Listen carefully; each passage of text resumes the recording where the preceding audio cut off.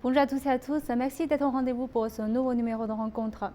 La Chine a enregistré en 2021 une croissance annuelle de 8,1%, une croissance supérieure aux prévisions qui tablaient sur une hausse de 6%. Comment analyser ce résultat et quelles seraient les grandes tendances de l'économie chinoise dans l'avenir? Nous allons en discuter aujourd'hui avec nos invités. J'ai le plaisir de recevoir sur notre plateau M. Ding Yifan, professeur à l'Université des langues étrangères de Beijing, chercheur principal à l'Institut Taihe, et M. Zhao Yongsheng, par visioconférence, professeur en finance à l'Université du commerce international et de l'économie. Bonjour à tous les deux. Le PIB de la Chine, on voit que l'augmentation est de 8,1%. Alors, comment analysez-vous finalement ce résultat?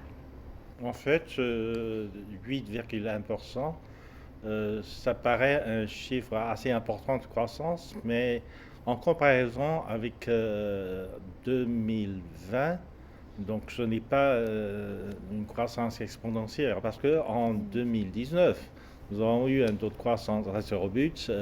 La dimension de l'économie chinoise est déjà assez importante. Donc en 2020, la Chine n'a eu que 2% de croissance. Donc cette année, même avec 8,1% de croissance, pour les 2 ans ensemble, la moyenne de la croissance est seulement de 5%, ce qui est à peu près à égalité avec les prévisions du 14e plan quinquennal. Parce que la prévision, sans tenir compte de la pandémie, la prévision de la croissance durant tout le 14e plan quinquennal était de 6, à peu près de 6, entre 6 et 6,5%. Les 2 ans n'ont pas dépassé la barre de la prévision à la croissance, étaient légèrement en dessous de la barre de la croissance. Il faut relativiser un peu ce C'est chiffre ça. de 8,1%. Et quel est votre commentaire, Monsieur Zhang Yongsheng, à ce chiffre? Oui, je suis tout à fait d'accord avec professeur Ting, Ting Yufan. Alors, mais pour moi, personnellement, je trouve 8,1% est relativement bas, hein, parce que j'ai estimé au moins 9% de croissance, hein, pour l'année dernière, hein, mais à condition qu'on utilise les deux instruments importants, hein, de politique, bien sûr, les infrastructures et l'immobilier. Mais bien sûr, les décideurs de politique, hein, ça a été plus ou moins prudent, et ça c'est bien, la prudence est bien sûr importante, hein, surtout durant la période de Covid-19. Hein. Donc moi, on est satisfait bien sûr, mais je trouve que ce chiffre est plus ou moins faible, et on aurait dû faire mieux que 8,1%. Et j'espère qu'on va faire plus de progrès dans l'année à venir, on va dire cette année, 2022 et 2023. Hmm. Merci. Je vais continuer un peu avec vous parce que vous avez dit que vous espérez qu'on va faire mieux, mais on voit que M. Ding Yifan a mentionné au début l'influence de la pandémie sur l'économie. Donc, selon vous, pendant combien de temps l'épidémie va encore affecter l'économie chinoise et dans quelle mesure? Est-ce que vous avez confiance que l'économie chinoise va faire mieux cette année? Voilà.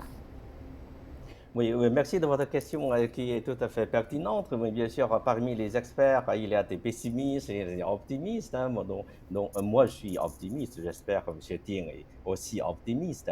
Euh, mais enfin, oui, oui, bien sûr, l'année pour les performances de l'année dernière, hein, de 2020, 2021, on est déjà content. Ça, tout ça, c'est bien. Mais pour l'année à venir, en 2022, là, pour les effets de la COVID-19, là, euh, souvent, bien sûr, il y a plusieurs sortes de prévisions. Il y a des experts sanitaires, il y a des experts financiers, économistes, politiques, géopolitiques, sociaux, tout ça. Mais moi, je fais partie des experts économistes et financiers. Moi, je suis optimiste. Moi, je pense que pour les effets de la COVID-19, il y a trois sortes d'effets il y a des effets sanitaires à court terme, il a des effets à moyen terme et il a des effets à long terme. Alors, à moyen terme, moi, j'espère que ce sera juste dans 3 mois, hein, dans un trimestre, ce sera fini, la COVID-19. On va reprendre les activités, l'activité économique hein, à partir du mois d'avril, hein, du deuxième trimestre, hein, et, au plus tard, je pense que ce sera le troisième trimestre, peut-être dans 6 mois, tout sera normalisé. Ça, c'est le court terme. Mais on ne sait jamais, parce qu'avec, vous voyez, la pandémie, tout ça, on ne sait jamais, on ne peut pas préviser tout ça. Là, c'est probablement à moyen terme, moi, ce sera entre 1 an et 2 ans. Donc, dans dans 1 an et 2 ans à venir, hein, il faut bien préparer pour nous psychologiquement et politiquement pour la situation difficile, hein, toujours affectée par la post-pandémie. Hein. Donc, il y a aussi les effets à long terme. Alors là, je pense que les vitamines de COVID-19, hein, les effets seront perpétuels. Hein. On va demander une restructuration de notre industrie, restructuration de notre société, de tout. On va changer, la pandémie va changer tout hein, à long terme. Donc, en un mot, les effets seront à court terme, à moyen terme et à long terme. Merci. Alors, on a constaté, vous avez mentionné bien sûr que la pandémie a eu vraiment un effet sur toute la société et on voit un autre phénomène parce que maintenant on est en période de Nouvel An chinois. On voit que le ministère chinois des Transports prévoyait que le nombre de voyages durant la fête du printemps 2022 est estimé à plus de 1 milliard et soit une augmentation de 35,6% par rapport à l'année dernière. Donc, comment faut-il interpréter cette hausse selon vous, M. Ding Fan? Rien que par le nombre est impressionnant. Mais il faut peut-être tenir compte que, en fait, pendant 2 ans, les Chinois n'ont pas beaucoup voyagé à cause de la pandémie. Et bien. Donc, c'est la première fois que sous Grâce-Mel, les travailleurs migrants, ils vont essayer de profiter de cette vacance pour aller se rendre dans leur famille, etc. Donc, ce qui fait qu'il y a une augmentation sensible par rapport à l'année dernière. Mais il ne faut pas oublier que l'année dernière était encore une période de pandémie assez importante. Donc, beaucoup de travailleurs migrants ont choisi de ne pas aller dans leur famille d'origine. Ils sont restés sur place. Donc, l'année dernière, le nombre de voyageurs était relativement limité. Donc, je pense que même le nombre de un peu plus de 1 milliard de voyageurs était déterminé aussi par le nombre de voyages. Parce que quand on parle de plus d'1 milliard de voyageurs, cela veut dire que c'est le nombre de voyages compté Oui, par cela. voyages, Donc, oui. en fait, un voyageur peut compter plusieurs fois. S'il prend à la fois le TGV, s'il prend à la fois l'avion, s'il prend à la fois un bus à longue distance, et son voyage peut être compté comme 3 fois. Donc, cela dépend. Ceux qui voyagent beaucoup comptent énormément dans ce nombre de voyageurs. En tout cas, que si la pandémie est complètement mise sous contrôle, je pense que à un temps normal, sans la pandémie, il y aura encore plus de voyageurs comptés comme nombre de voyages. Et on voit que quand même les ventes au détail ou la consommation, la hausse de la consommation cette année n'est pas assez importante que prévu. Est-ce que le fait de pouvoir rentrer chez soi pour passer la fête, ça va stimuler un peu la consommation? Je pense que oui.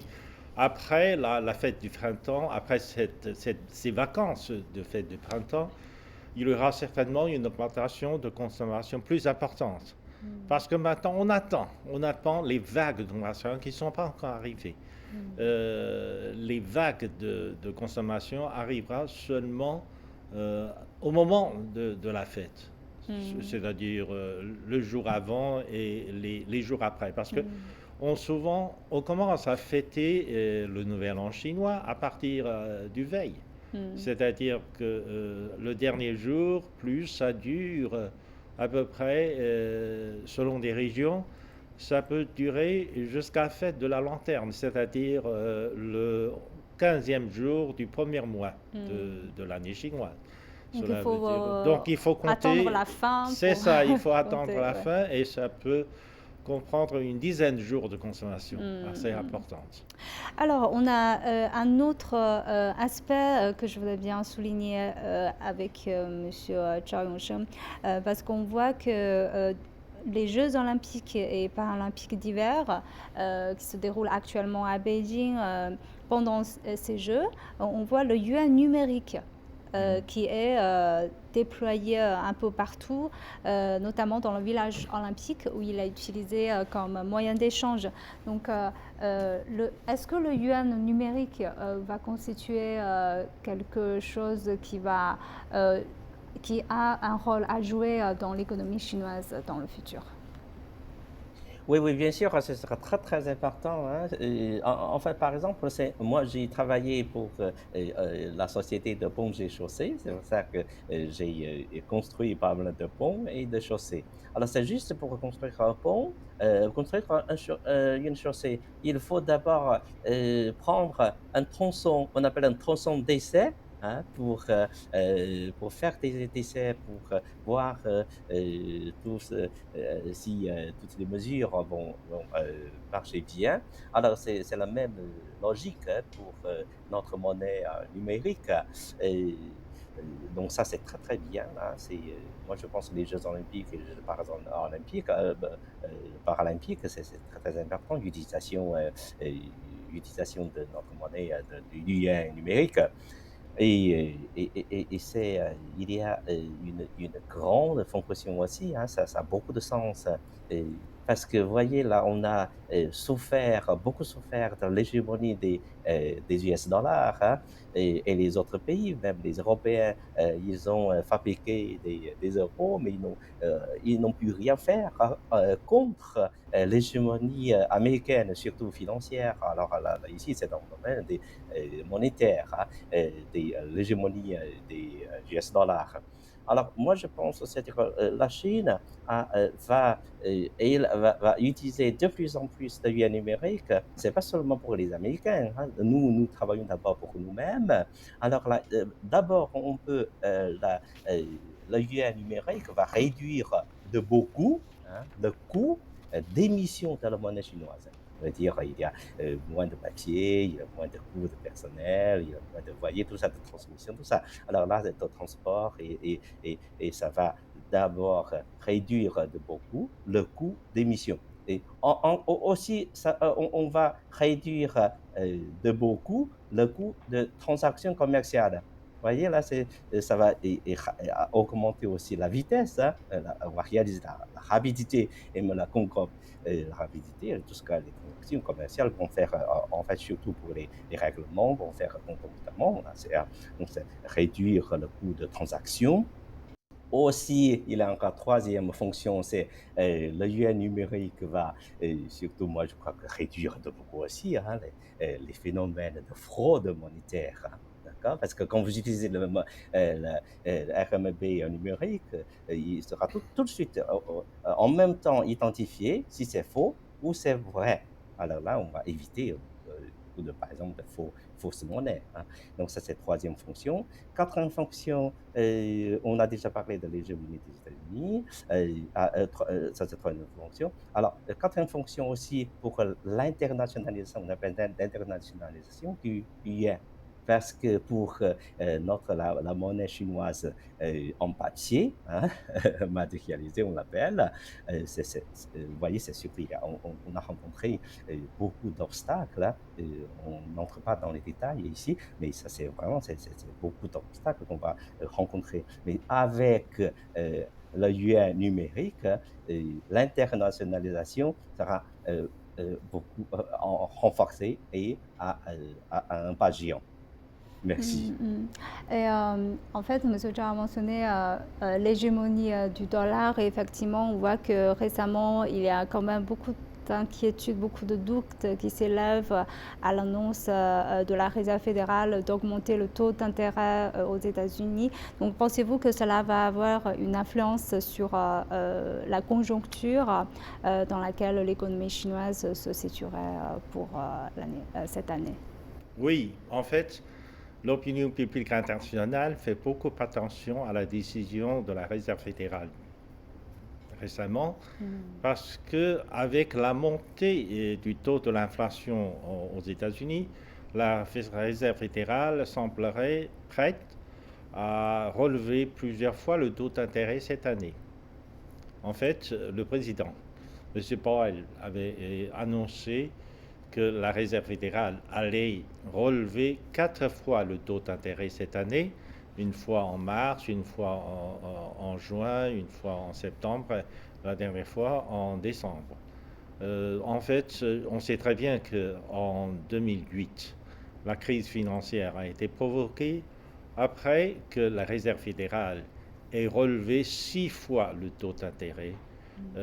En fait, la bulle a été percée après cette politique, ce changement de politique monétaire de la Réserve fédérale. Donc cette fois-ci, on fait beaucoup attention à cela parce que cela risque aussi d'avoir les mêmes effets sur la bulle financière qui est énorme aujourd'hui à la bourse de New York.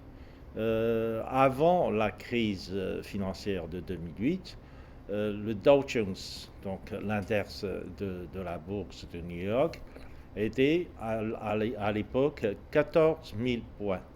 Et après la crise financière, le Dow Jones est baissé jusqu'à moins de 5 000 points. Et aujourd'hui, le Dow Jones est à plus de 3 500, non, 35 000, je me suis trompé, 35 000 points, ce qui était beaucoup plus élevé que le Dow Jones avant la crise de 2008. Et en fait, on pense que la bulle est très grande maintenant sur la bourse de New York.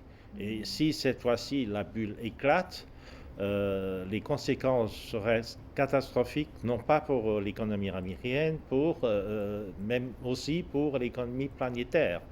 Et la Chine serait aussi affectée. Mais pour cela, le gouvernement chinois a pris des précautions, pour essayer de se prévenir contre un tel choc extérieur et ce qu'on appelle la stratégie de développement de circulation duelle était d'une certaine manière une précaution prise par le gouvernement chinois pour faire face à une telle éventualité.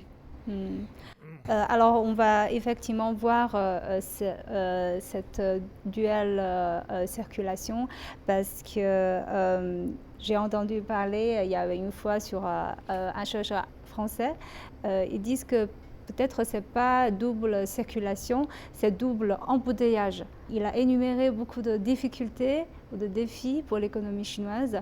Donc, comment voyez-vous les problèmes sous-jacents derrière les chiffres parce que finalement, il y a quand même beaucoup de secteurs qui sont un peu inquiétantes ou qui est en ajustement pendant plusieurs années. Raison de plus pour que l'économie chinoise se prépare pour une telle éventualité, parce que nous avons constaté que dans beaucoup de secteurs, il y a des problèmes de manque de fourniture, par exemple. Dans d'autres secteurs, il peut y avoir une rupture avec le marché extérieur. Mais pour tout cela, il faut se préparer pour le pire des scénarios possibles. Mais pour cela, nous avons essayé de préparer, nous avons fait des tests pour le système bancaire, par exemple. Nous avons fait des tests de maturité, de résilience du système bancaire. Nous avons fait aussi des tests pour des secteurs clés, y compris dans le secteur semi-conducteur, parce que c'est dans ce secteur-là que les Américains essaient de mobiliser des alliances, de mobiliser la chaîne de production globale pour isoler la Chine. Donc la Chine doit préparer à ce genre d'éventualité.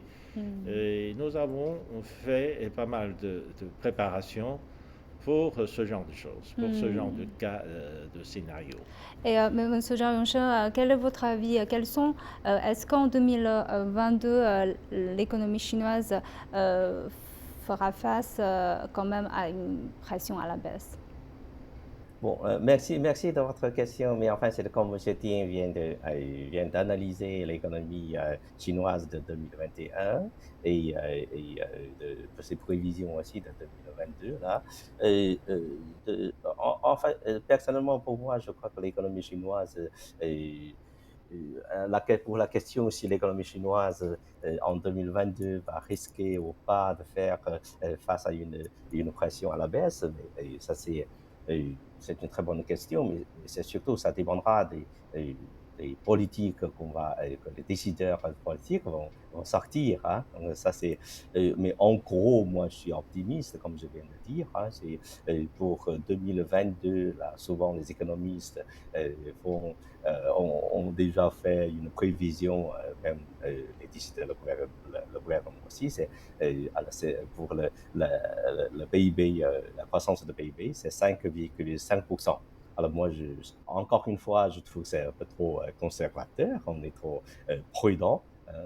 Et pour moi, je pense pour l'économie chinoise de l'année 2022, il faut avoir au moins 6%, hein, 6,0%, et même plus hein, pour assurer une reprise économique nécessaire hein, à une société si grande et qui a beaucoup souffert hein, pendant ces années de pandémie. Alors, pour l'économie chinoise de 21, d'abord, on va voir, je vais compléter un peu l'analyse de M. Ting. Pour moi, je pense que c'est les problèmes de l'économie chinoise l'année dernière. Il y a deux sortes de problèmes. Hein. Comme M. Ting vient de dire, il y a par exemple la hausse des prix, mais c'est sur la hausse des prix du gaz et du gaz et du pétrole. Donc, ça, c'est surtout, ce sont les causes exogènes. Et bien sûr aussi, d'autres, on appelle les marchandises de grande quantité de matières premières, c'est surtout, hein, il y a du charbon, il y a enfin des métaux ferreux et non ferreux, tout ça. Hein. Donc ça, ce sont des causes exogènes.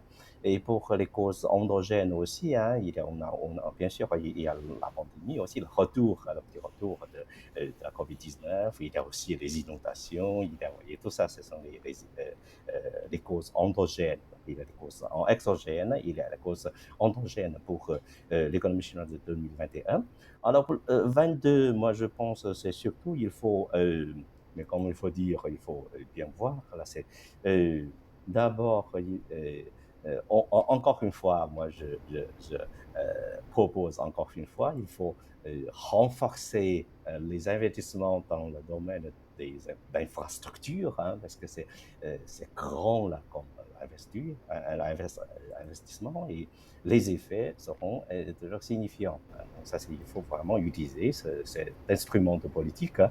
Le deuxième instrument qu'il ne faut pas oublier aussi, hein, alors là, c'est l'immobilier, parce que vous savez, l'économie chinoise, la dépendance de l'économie chinoise hein, de l'immobilier, son degré, hein, le degré de dépendance hein, est très très élevé, surtout pour une bonne partie de provinces hein, de Chinois.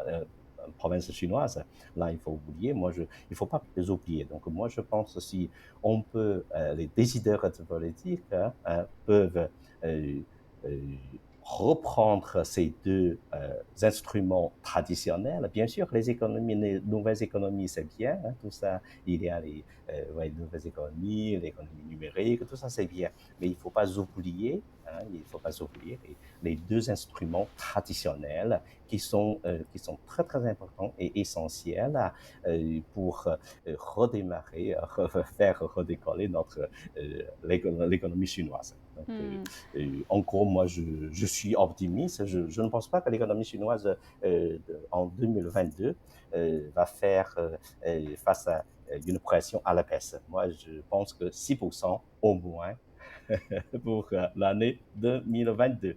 Merci. Monsieur Dingfa, est-ce que vous êtes d'accord avec cet optimisme et pour vous, parce que Monsieur Zhao Yongshen a parlé beaucoup des politiques à adopter, donc quel est votre avis sur les politiques à adopter, surtout les secteurs prioritaires que la Chine devrait se concentrer sur?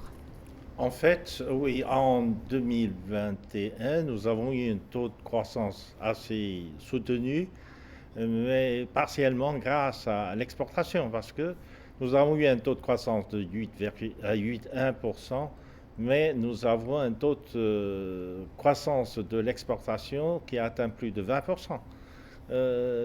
Parce que pendant la pandémie, comme la Chine a réussi tant bien que mal à contrôler l'épidémie en Chine, donc la production n'a pas été complètement arrêtée à cause de la pandémie, mais comme la production a été dérangée gravement dans beaucoup de pays, dans beaucoup d'économies de ce monde, donc le besoin pour les produits chinois était énorme en 2021 et on prévoit en 2022 une baisse sensible de l'exportation parce qu'à mesure que les autres pays sortent de la pandémie, la production va être reprise tant bien que mal, si bien que les besoins pour les produits chinois vont baisser à l'échelle internationale.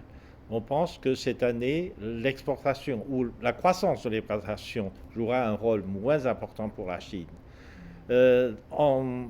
Au contraire, la croissance de la consommation intérieure va augmenter avec le retour à la normalité ou au normal dans l'économie chinoise parce que maintenant, on suppose que la pandémie va être complètement mise sous contrôle à partir de l'été. Donc, il va y avoir un rebond du secteur de services en Chine. Donc, l'économie chinoise va s'accroître plus rapidement en s'appuyant sur principalement le marché intérieur, la croissance, etc. Et comme le gouvernement chinois a pris des engagements pour le développement de ce qu'on appelle de l'économie verte.